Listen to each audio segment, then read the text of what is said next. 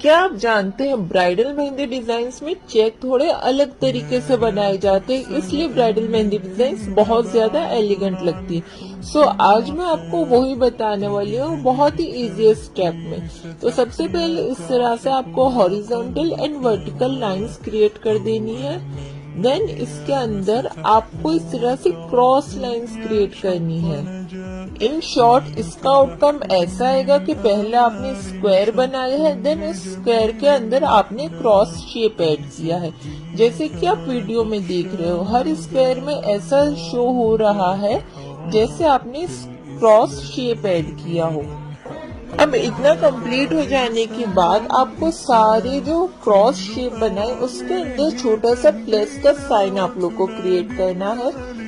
बहुत ज्यादा बड़ा नहीं रखना, आपको स्मॉल साइज में ही करना है। फिर जो 4 लाइंस बचती हैं वहां पे सेंटर में आपको प्रेशर देके डॉट क्रिएट करना है एंड थोड़ा सा कोन की हेल्प से उसको स्प्रेड करना है, जिसकी वजह से एक छोटी सी लीफ का शेप आएगा। आप लोग देख सकते हो जैसे जैसे मैं करती जा रही हूँ हमारी डिजाइन कितनी ज्यादा ब्यूटीफुल लग रही है।